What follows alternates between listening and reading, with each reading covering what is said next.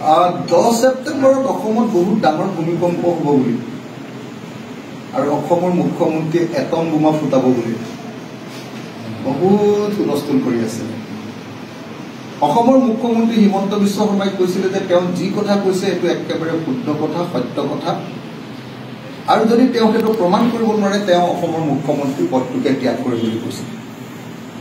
এইটো আপোনালোকৰ সংবাদ মাধ্যমত, আপোনালোকৰ টিভিবিলাকত আমি দেখিছিলোঁ যে 10 ছেপ্টেম্বৰত যদি গৌৰৱ গগৈ তেওঁ পাকিস্তানী এজেণ্ট বুলি প্ৰমাণ কৰিব নোৱাৰে তেতিয়াহ'লে অসমৰ মুখ্যমন্ত্ৰীয়ে পদত্যাগ কৰিব বুলি ঘোষণা কৰিছিল। কাইলৈ 10 ছেপ্টেম্বৰ, আচলতে মই শুনিছিলোঁ যে 1950 চনত যেতিয়া অসমত ভূমিকম্প হৈছিলে তাৰ আগৰ পৰাই অলপ অলপ জোকাৰণি আৰম্ভ হৈছিলে, কিন্তু কাইলৈ 10 ছেপ্টেম্বৰৰ কাৰণে জোকাৰণি এতিয়ালৈকে অনুভৱ কৰা নাই। আজিৰ পৰা আচলতে হাল্লা হুলস্থুল লাগিবই লাগিছিলে। আৰু আশ্চৰ্যজনকভাৱে সংবাদ মাধ্যমত ইমান কথা ওলালে, আজিকালি মই দেখিছোঁ সংবাদ মাধ্যমেও সেইটো কথা বৰকৈ কোৱা নাই। কাইলৈতো মোৰ মতে কাইলৈ অসমৰ মুখ্যমন্ত্ৰীয়ে কাইলৈ এটা ডাঙৰ ভূমিকম্প তৈয়াৰ কৰিব লাগে। 1950 চনৰ ভূমিকম্পতকৈ নিশ্চয় এইটো ডাঙৰ হ'ব। এটম বোমা এটা ফুটাম বুলি কৈছে, নিশ্চয় কাইলৈ একেবাৰে অসমৰ ৰাজনীতি একেবাৰে একদম ধ্বংস হৈ যাব। কাইলৈ নিশ্চয় গৌৰৱ গগৈ কংগ্ৰেছ দলৰ সভাপতি, তেখেতক নিশ্চয় হিমন্ত বিশ্ব শৰ্মাই কাইলৈ জেল দিব। তেওঁলোকে কৈছে যে পাকিস্তানী এজেণ্ট, আৰু পাকিস্তানী এজেণ্টটো কেতিয়াও অসমত ৰাজনীতি কৰিব নোৱাৰে। আমাৰ দেশৰ শত্ৰু দেশৰ লগত যদি কোনোবাই এজেণ্টগিৰি কৰিছে তেতিয়াহ'লে নিশ্চয় নোৱাৰে, নহয় জানো? আপোনালোকে কওক। আমি ভাবোঁ যে কাইলৈ হয় কংগ্ৰেছ দলৰ সভাপতি, ৰাজ্যিক সভাপতি গৌৰৱ গগৈ ডাঙৰীয়া কাইলৈ জেললৈ যাব, নহ'লে যদি সেইটো প্ৰমাণ কৰিব নোৱাৰে কাইলৈ অসমৰ মুখ্যমন্ত্ৰীয়ে পদত্যাগ কৰিব। গতিকে অসমৰ মুখ্যমন্ত্ৰীগৰাকীয়ে যদি কাইলৈ এইটো প্ৰমাণ কৰিব নোৱাৰে, যদি তেওঁ অজুহাত উলিয়ায়, তেওঁ যদি কাইলৈ সংবাদ মেল নাপাতে, কাইলৈ যদি গৌৰৱ গগৈ গ্ৰেপ্তাৰ নকৰে, তেতিয়াহ'লে প্ৰমাণিত হৈ যাব যে হিমন্ত বিশ্ব শৰ্মাই সাংঘাতিক ধৰণৰ এটা মিছা কথা কৈছিলে, আৰু তেওঁৰ সমান ডাঙৰ মিছলীয়া মানুহ আৰু পৃথিৱীত কোনো নাই।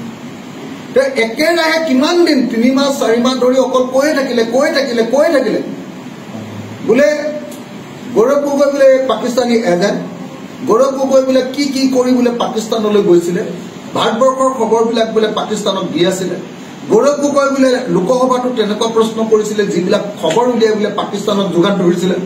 এইবিলাক কথা আমিতো মুখ্যমন্ত্ৰী হিমন্ত বিশ্ব শৰ্মাৰ পৰা শুনিছোঁ। যদি সঁচাকৈ কয়, আৰু তেওঁ সময় দি দিছিলে যে একদম 3 মাহৰ আগত সময় দি দিছিলে যে আমি 10 ছেপ্টেম্বৰ একদম, তেওঁতো ব্ৰাহ্মণ মানুহ না, হেৰি চেৰি চাই লৈছিলে চাগে, পঞ্জিকা চাই চাগে 10 ছেপ্টেম্বৰটো ঠিক কৰি লৈছিলে। হা, তো তেওঁতো একদম আপোনালোকে সকলোৱে জানে যে বিজেপি চৰকাৰ অহাৰ পৰা এতিয়াতো খুটাটো কোনফালে দিব সেইফালে তাতো হেৰি লগায়, বাস্তু শাস্ত্ৰ লগায়। আপোনালোকে সকলোৱে জানে যে একেখন গভৰ্ণমেণ্টৰ দুৱাৰ, একেখন কোৱাৰ্টাৰ, এটা অফিচৰ একেখন দুৱাৰকে 10 বাৰ ভাঙি বদলাই থাকে। তেওঁলোকে খুব বিশ্বাস কৰে। তেওঁ চাই চিটি গণি পিটি আমাৰ হিমন্ত বিশ্ব শৰ্মা ডাঙৰীয়াই 10 ছেপ্টেম্বৰটোত ডেট নিৰ্ধাৰণ কৰি দিছিলে। 10 ছেপ্টেম্বৰৰ দিনা তেওঁ কৈছিলে যে সেইদিনা বিস্ফোৰণ হ'ব, সেইদিনা গৌৰৱ গগৈ হয়তো জেলত যাব, আমি অনুমান কৰিছোঁ।